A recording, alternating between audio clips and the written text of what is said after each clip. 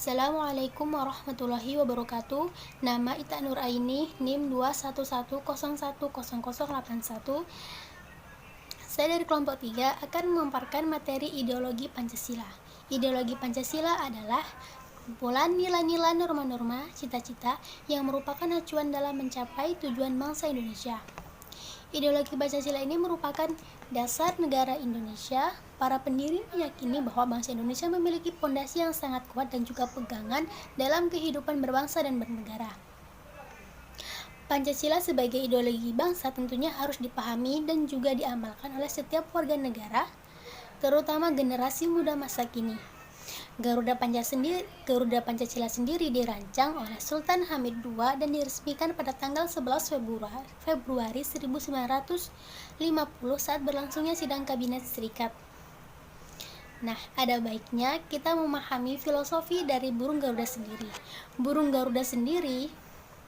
Jumlah bulu pada burung Garuda sendiri itu melambangkan hari proklamasi yang jatuh pada tanggal 17 Agustus 1945. 45 bulu pada leher, 17 bulu pada masing-masing sayap, 19 bulu pada pangkal ekor, dan 8 bulu pada ekor.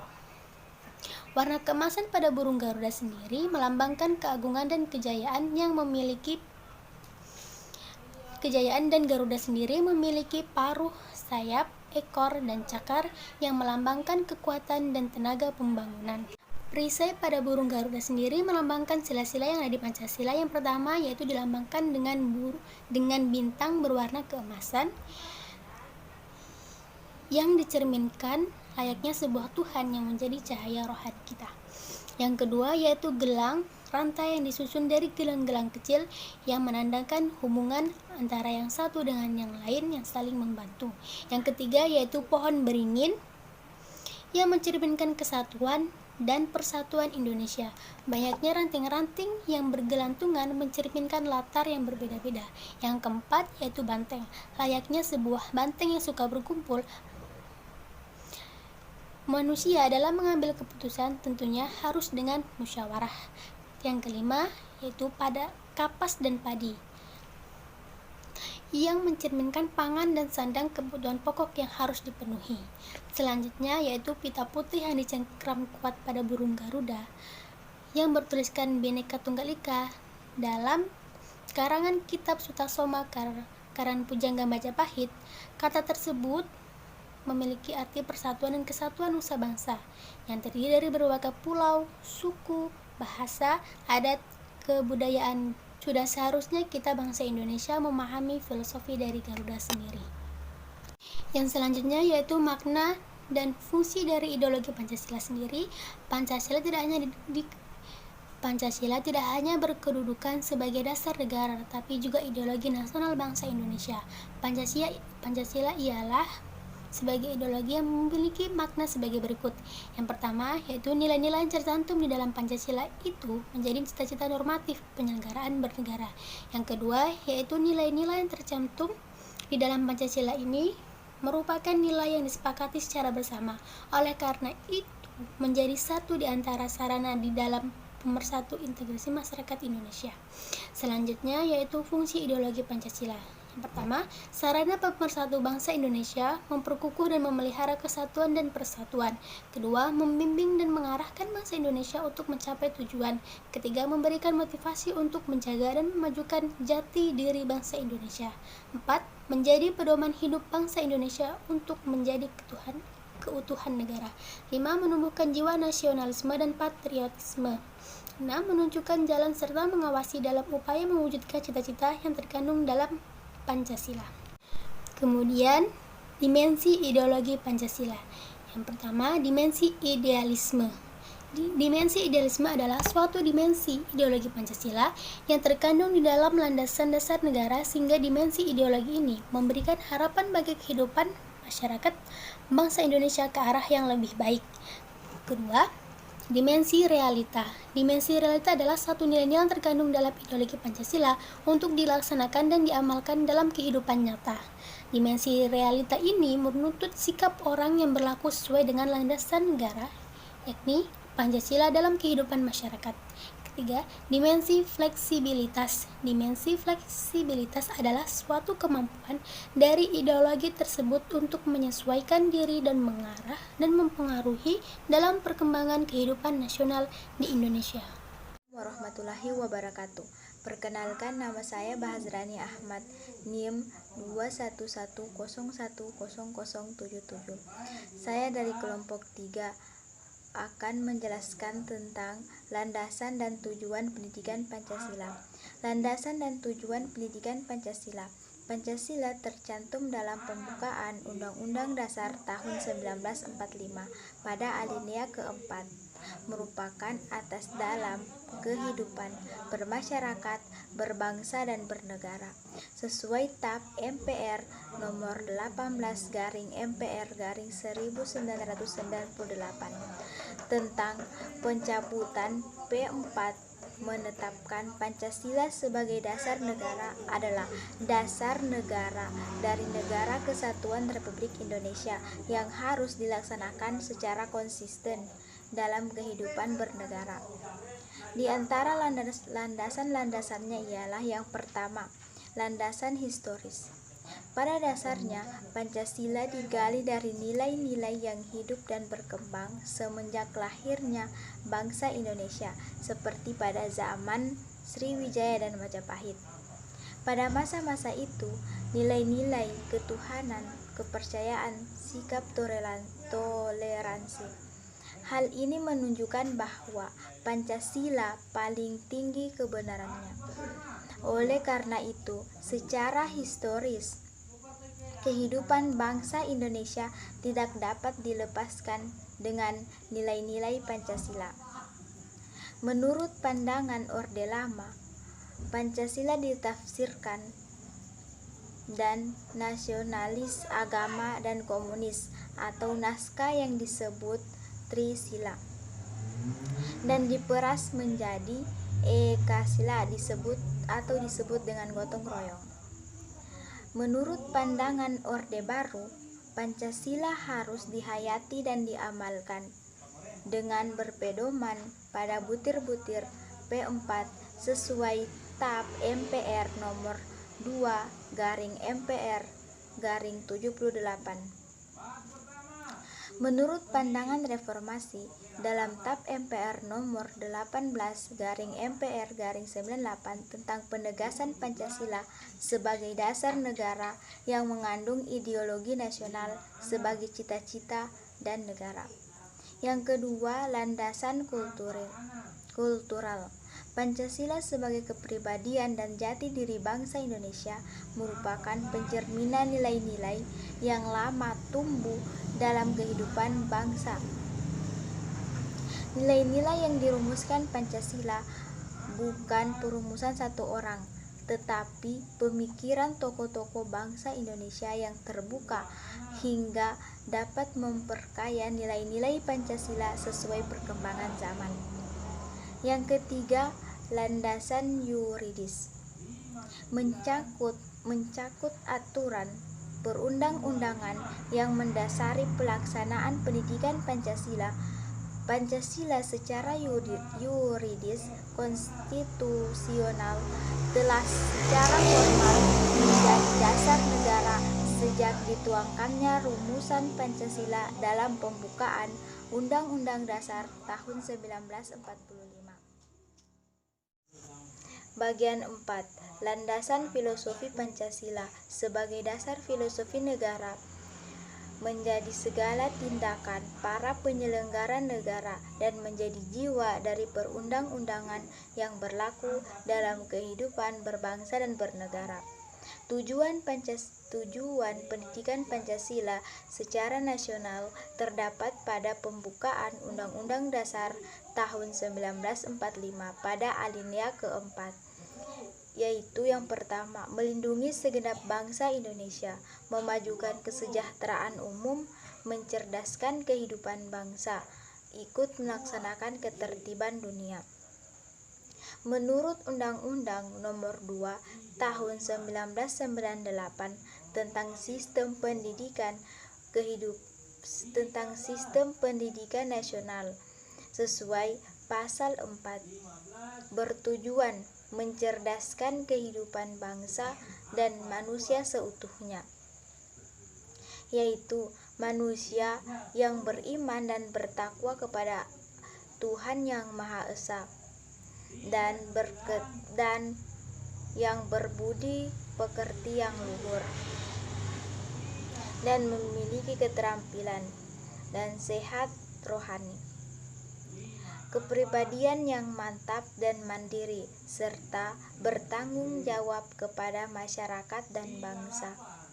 Dan tujuan pendidikan Pancasila dapat memahami dan mampu melaksanakan Pancasila atau Undang-Undang Dasar tahun 1945 dalam kehidupan sebagai warga negara, menguasai pengetahuan dan pemahaman tentang berbagai masalah kehidupan masyarakat, dan mampu memupuk sikap dan perilaku yang sesuai dengan Pancasila.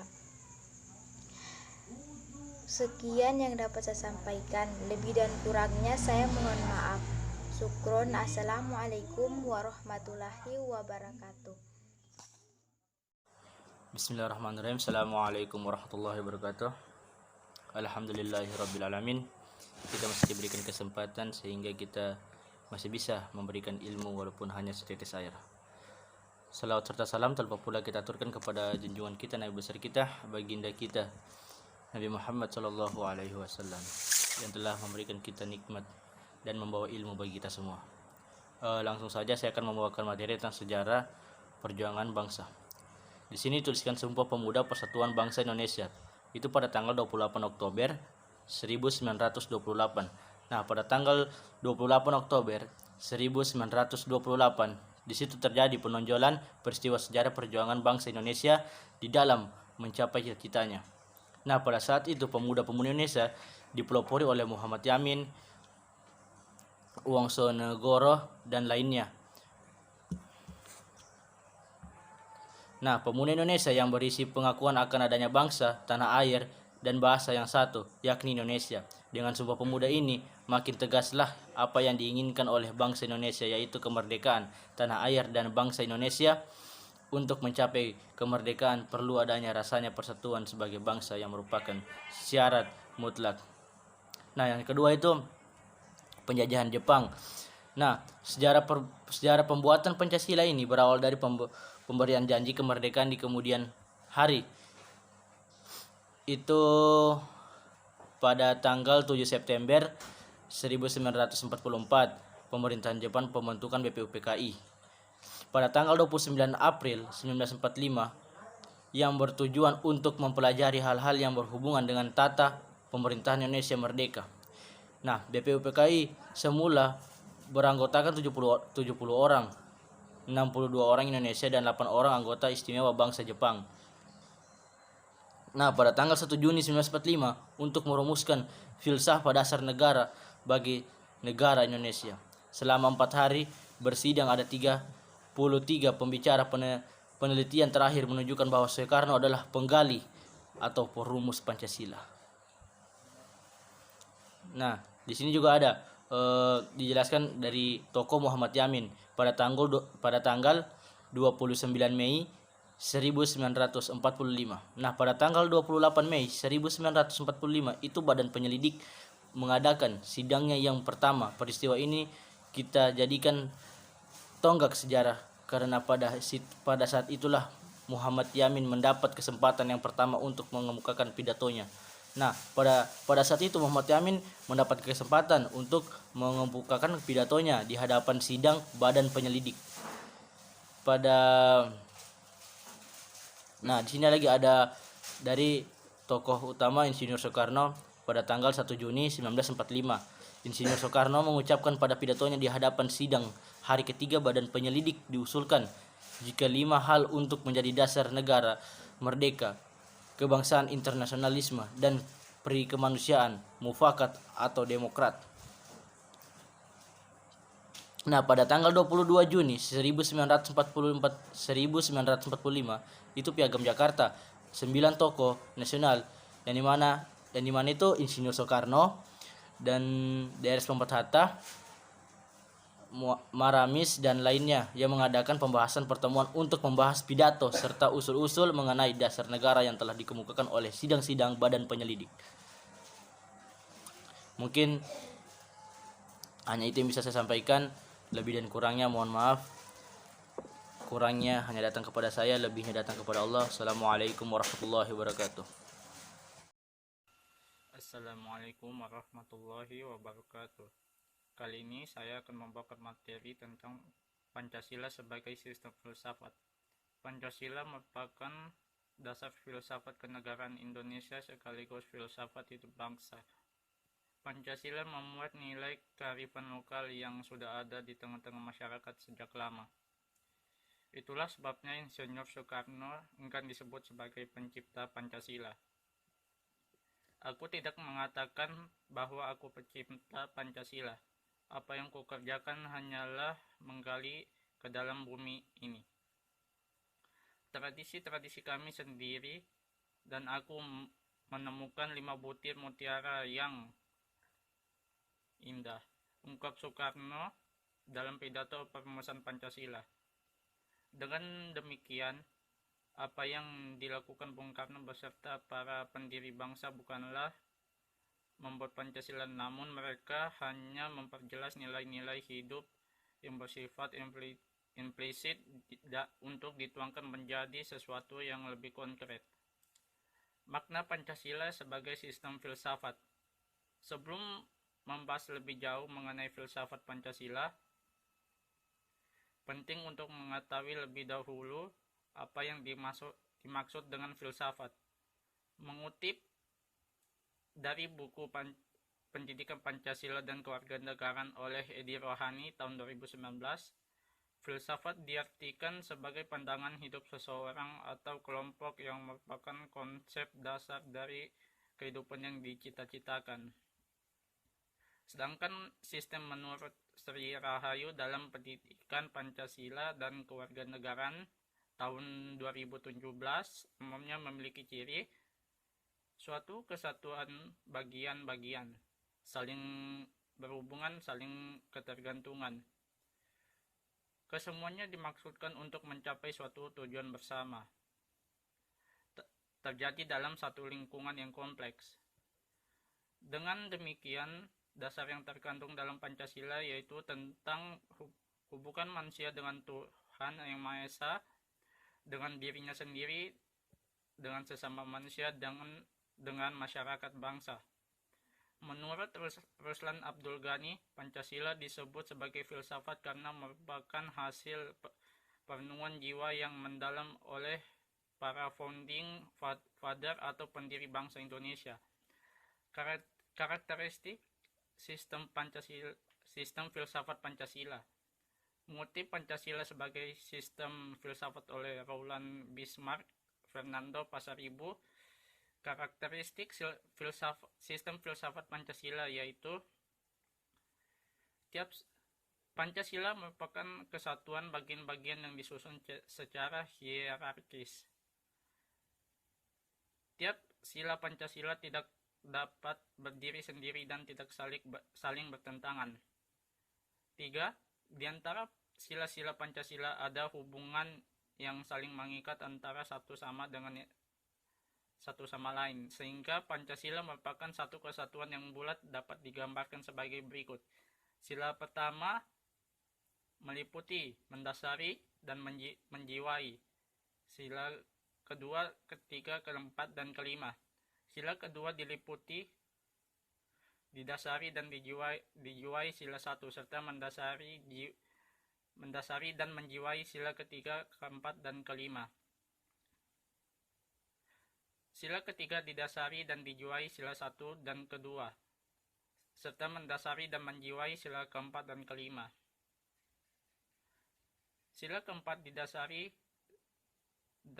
dan dijiwai sila satu, kedua, dan ketiga, dan serta mendasari dan menjiwai sila kelima. Sedangkan sila kelima diliputi, didasari, dan menjiwai sila satu, pertama, yang kedua, ketiga, dan kelima. Mengapa Pancasila dikatakan sebagai sistem filsafat? Melansir laman dari Universitas Gunadarma, Pancasila merupakan sistem filsafat karena memenuhi ciri-ciri berpikiran kefilsafatan, yaitu bersifat koheren, berhubungan satu sama lain, dan tidak mengandung pernyataan yang saling bertentangan. Meskipun berbeda, tetap saling melengkapi. Tiap bagian mempunyai fungsi dan kedudukan tersendiri. Bersifat menyeluruh, Pancasila dapat mewadahi semua kehidupan dan dinamika masyarakat di Indonesia. Bersifat mendasar, Pancasila dirumuskan berdasarkan inti mutlak tata kehidupan manusia dan menghadapi diri sendiri, sesama manusia, dan Tuhan dalam kehidupan bermasyarakat dan bernegara.